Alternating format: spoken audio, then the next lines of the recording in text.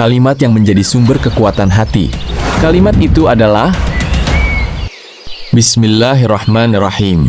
Saudaraku, kaum muslimin dan muslimat yang dirahmati Allah, alhamdulillah pada episode sebelumnya kita telah bersama-sama merenungi firman Allah Subhanahu wa Ta'ala dalam surah Ali Imran ayat 173 dan 174. Kita belajar bahwa ketika rasa takut menghampiri, ketika ancaman datang dari segala arah, dan ketika keadaan tampak begitu sulit menurut pandangan manusia, Allah mengajarkan kepada orang-orang yang beriman sebuah kalimat yang menjadi sumber kekuatan hati. Kalimat itu adalah Hasbunallah wa ni'mal wakil. Cukuplah Allah menjadi penolong kami dan Dia adalah sebaik-baik pelindung. Kita juga telah mengetahui bahwa kalimat yang agung ini bukan sekadar doa yang indah atau zikir yang menenangkan. Kalimat ini adalah bagian dari firman Allah yang diabadikan dalam Al-Quran, dan menurut hadis sahih yang diriwayatkan oleh Imam Al-Bukhari, kalimat ini pernah diucapkan oleh Nabi Ibrahim alaihi salam ketika beliau dilemparkan ke dalam kobaran api, serta diucapkan pula oleh Rasulullah Muhammad Shallallahu Alaihi Wasallam ketika kaum muslimin dihadapkan pada ancaman musuh setelah perang Uhud. Ini menunjukkan bahwa hasbunallah wa ni'mal wakil adalah kalimat yang lahir dari hati yang penuh keyakinan kepada Allah, bukan sekadar ucapan yang diulang tanpa memahami maknanya. Saudaraku, pada episode pertama, kita lebih banyak membahas apa yang diucapkan oleh orang-orang beriman. Namun pada episode kali ini, kita akan melangkah lebih jauh. Kita akan bertanya, apa sebenarnya yang ada di dalam hati mereka hingga mampu mengucapkan kalimat itu dengan penuh keyakinan? Mengapa ancaman yang membuat sebagian manusia panik justru membuat mereka semakin tenang? Mengapa berita tentang besarnya kekuatan musuh tidak menggoyahkan hati mereka? Jawabannya hanya satu, karena mereka memiliki tawakal yang benar kepada Allah Subhanahu wa Ta'ala. Tetapi disinilah kita harus berhati-hati. Di tengah masyarakat, kata tawakal seringkali dipahami secara berbeda-beda. Ada yang menganggap tawakal berarti pasrah tanpa usaha. Ada yang berkata, kalau memang rezeki sudah diatur Allah, mengapa harus bekerja keras? Ada pula yang enggan berobat ketika sakit dengan alasan cukup bertawakal kepada Allah. Sebaliknya, ada juga yang bekerja tanpa mengenal lelah, tetapi seluruh ketenangan hidupnya bergantung pada harta, jabatan, dan manusia. Ketika kehilangan salah satunya, ia merasa seolah seluruh hidupnya runtuh. Padahal, apakah demikian yang diajarkan oleh Al-Quran dan Rasulullah Shallallahu Alaihi Wasallam? Tentu tidak. Islam mengajarkan bahwa tawakal bukanlah meninggalkan sebab, tetapi menyandarkan hati kepada Allah setelah menempuh sebab-sebab yang dibenarkan syariat. Karena itu pada episode kali ini, kita tidak akan memulai dengan pendapat manusia. Kita akan kembali kepada sumber yang paling utama. Kita akan membuka lembaran Al-Quran.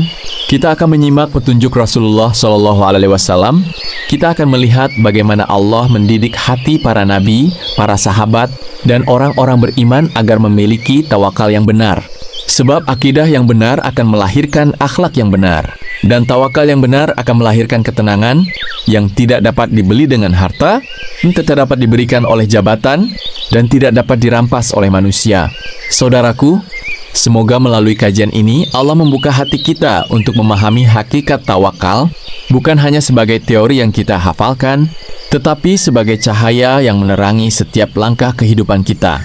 Mari kita mulai perjalanan ilmiah dan rohani ini dengan memohon pertolongan kepada Allah Subhanahu wa Ta'ala. Semoga setiap ayat yang kita renungkan menjadi penambah iman, setiap hadis yang kita pelajari menjadi penuntun amal, dan setiap ilmu yang kita peroleh menjadi sebab semakin dekatnya kita kepada Allah. Bismillahirrahmanirrahim. Mari kita mulai pembahasan tentang makna tawakal menurut Al-Quran dan Sunnah Rasulullah Shallallahu Alaihi Wasallam. Saudaraku yang dirahmati Allah, sebelum kita berbicara tentang keutamaan tawakal, sebelum kita mengkaji ayat-ayat Al-Quran dan hadis-hadis Rasulullah Shallallahu Alaihi Wasallam, ada satu pertanyaan mendasar yang harus kita jawab terlebih dahulu. Apakah sebenarnya yang dimaksud dengan tawakal? Sebab tidak mungkin seseorang mampu mengamalkan sesuatu dengan benar apabila ia belum memahami hakikatnya. Dalam Islam, setiap ibadah selalu diawali dengan ilmu. Karena ilmu adalah cahaya yang membimbing amal, sedangkan amal tanpa ilmu dapat mengantarkan seseorang kepada kekeliruan. Makna tawakal secara bahasa. Kata tawakal berasal dari bahasa Arab, at-tawakkulu, yang berakar dari huruf wakala. Dalam Maqais Al-Lughah, Imam Ibnu Faris menjelaskan bahwa akar kata waw kaf lam memiliki makna dasar menyerahkan suatu urusan kepada pihak lain yang dipercaya untuk mengurus dan menjaganya. Dari akar kata yang sama lahir kata al-wakil.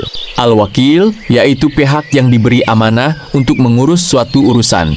Ketika nama ini dinisbatkan kepada Allah, al-wakil berarti Allah yang maha mengurus, maha memelihara, maha melindungi, dan maha mencukupi seluruh urusan hambanya dengan ilmu, kekuasaan, hikmah, dan rahmatnya. Karena itulah Allah berfirman, dan cukuplah Allah sebagai pemelihara. Quran Surat Al-Ahzab ayat 3. Ayat ini tidak hanya mengajarkan siapa yang harus kita percaya, tetapi juga mengajarkan kepada siapa hati kita harus bersandar. Makna tawakal menurut istilah syariat. Setelah memahami makna bahasanya, para ulama kemudian menjelaskan makna tawakal menurut syariat. Di antara definisi yang paling komprehensif adalah penjelasan Imam Madarij Al-Salikin. Beliau menjelaskan bahwa tawakal adalah kejujuran hati dalam bersandar kepada Allah untuk memperoleh kemaslahatan dan menolak kemudaratan, baik dalam urusan dunia maupun akhirat, disertai keyakinan penuh kepadanya, dan tetap menempuh sebab-sebab yang dibenarkan syariat. Perhatikan baik-baik, ada dua unsur yang tidak boleh dipisahkan. Yang pertama adalah bersandar kepada Allah. Yang kedua adalah menempuh sebab yang halal dan dibenarkan syariat. Inilah keseimbangan yang diajarkan Islam. Karena itu, tawakal bukan berarti meninggalkan usaha. Tawakal juga bukan sekadar bekerja keras. Tawakal adalah ketika tangan kita sibuk berikhtiar, tetapi hati kita tetap bergantung kepada Allah. Para ulama sering menggambarkan keadaan ini dengan kalimat yang sangat indah. Tangan bekerja di bumi, tetapi hati bergantung kepada langit. Saudaraku, ketika seorang petani menanam benih, apakah benih itu tumbuh karena kepandaiannya? Tidak. Benih tumbuh karena Allah menghidupkannya. Ketika seorang pedagang memperoleh keuntungan, apakah keuntungan itu semata-mata hasil kecerdasannya? Tidak. Karena berapa banyak orang yang sama cerdasnya, tetapi rezekinya berbeda. Ketika seorang dokter mengobati pasien, apakah dokter yang menyembuhkan? Tidak. Dokter hanyalah sebab. Yang memberi kesembuhan tetap Allah. Sebagaimana firman-Nya yang diucapkan Nabi Ibrahim alaihissalam. Dan apabila aku sakit, dialah yang menyembuhkanku. Quran Surat Asy-Syu'ara ayat 80.